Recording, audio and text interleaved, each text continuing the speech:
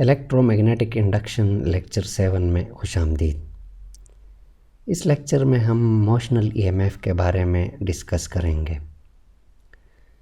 इस लेक्चर में हम ये देखेंगे कि किस तरह से हम बग़ैर कॉइल के इंड्यूस्ड ईएमएफ हासिल कर सकते हैं। तो सबसे पहले हम मोशनल ईएमएफ की स्टेटमेंट और फिर इसकी एक्सप्लेनेशन और डिराइवेशन की तरफ जाएंगे। आखिर में हम देखेंगे कि मोशनल ईएमएफ जो है ये किन फैक्टर्स पे डिपेंड करती है। मोशनल ईएमएफ हासिल करने के लिए हम इस तरह करते हैं कि हम दो कंडक्टर्स लेते हैं। एक कंडक्टर जो है ये यू शेप का है, दूसरा कंडक्टर जो है ये रॉड की फॉर्म में है। ये दोनों मिलके एक लूप बनाते हैं, जिस तरह के कॉइल का एक सिंगल टर्न होता है। जब ये कंडक्टर मूव करता है तो इस कंडक्टर की मोशन से लूप का एरिया मुसलसल चेंज होता है, यानी लूप के एरिया में कमी बेशी आती है। लूप का एरिया चेंज होने से इसके अंदर जो मैग्नेटिक फील्ड पास होती है वो चेंज होती है, और फैराडे लॉ के मुताबिक चेंजिंग मैग्नेटिक फील्ड या चेंजिंग मैग्नेटिक फ्लक्स से इंड्यूस्ड ईएमएफ हासिल होती है। तो इस रॉड की मोशन की वजह से लूप का एरिया मुसलसल चेंज होता है, और इस एरिया की चेंज से इस लूप के अंदर जो मैग्नेटिक फील्ड पास होती है वो मुसलसल चेंज होती है, और इससे इंड्यूस्ड ईएमएफ हासिल होती है। यहाँ पर जो मोशनल का लफ्ज़ है ये इस कंडक्टर की मोशन की वजह से है कि ये मैग्नेटिक फील्ड में मूव करता है, इसके अंदर ईएमएफ पैदा होती है। इस वजह से हम इस ईएमएफ को मोशनल ईएमएफ कहते हैं। रॉड की मोशन किस तरह से होनी चाहिए? रॉड की जो वेलोसिटी है ये मैग्नेटिक फील्ड के परपेंडिकुलर होनी चाहिए।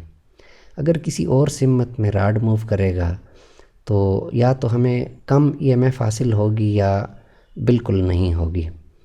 अगर हम मैग्नेटिक फील्ड को इन एरोज़ की सिमत में लगाएं, यानी मैग्नेटिक फील्ड को इस तरह से रखें कि ये इस लूप के प्लेन के पैरेलल रहे, तो इस सूरत में भी इस लूप के अंदर ईएमएफ इंड्यूस नहीं होगी। ईएमएफ इंड्यूस करने के लिए ज़रूरी है कि मैग्नेटिक फील्ड जो है वो इस लूप के प्लेन के परपेंडिकुलर रहे, या मैग्नेटिक फील्ड जो है वो इस कंडक्टर की वेलोसिटी के परपेंडिकुलर रहे। तो इस सूरत में इस लूप के अंदर ईएमएफ इंड्यूस होगी। सादा अल्फाज में बात करें तो इस रॉड की मोशन ऐसी होनी चाहिए कि ये मैग्नेटिक फील्ड लाइंस को काटे। तो कटिंग की सूरत में इस लूप के अंदर ईएमएफ इंड्यूस होगी, यानी हमें वोल्टेज मिलेगी। यहाँ पर हासिल होने वाली वोल्टेज बहुत मामूली होती है। इसके लिए हमें एक गिलवानोमीटर इस्तेमाल करना होता है ताकि हम इसको डिटेक्ट कर सकें। ये इतनी ज़्यादा नहीं होती कि हम इसे कोई बल्ब या कोई डिवाइस जो है वो रन कर सकें। अब हम देखते हैं कि मोशनल ईएमएफ जो है ये किन फैक्टर्स पे डिपेंड करती है। तो फैराडे लॉ के मुताबिक इंड्यूस्ड ईएमएफ जो है this is equal to n times del phi by del T, यानी EMF is equal to number of turns times rate of change of magnetic flux. यहाँ पर n जो है ये नंबर ऑफ टर्न्स हैं, तो हम ऑलरेडी जानते हैं कि हमारे पास नंबर ऑफ टर्न 1 के इक्वल है, क्योंकि ये लूप कॉइल के एक सिंगल टर्न के बराबर है। तो n की जगह 1 आ जाएगा और यहाँ से n हट जाएगा।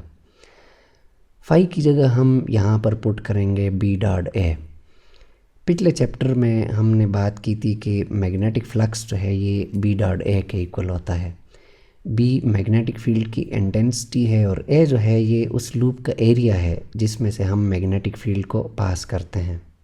यहाँ पर जो डॉट प्रोडक्ट है ये वैनिश हो जाएगी, क्योंकि मैग्नेटिक फील्ड और इस लूप का जो एरिया है ये दोनों एक ही सिमत में हैं। तो b डॉट a जो है ये b a के इक्वल है। तो हम डॉट को ख़त्म करके इसको लिखेंगे EMF is equal to del B A और डेल टी। अब यहाँ से हम b को बाहर निकालेंगे, क्योंकि b जो है ये मैग्नेटिक फील्ड के लिए है और मैग्नेटिक फील्ड यहाँ पर कांस्टेंट है।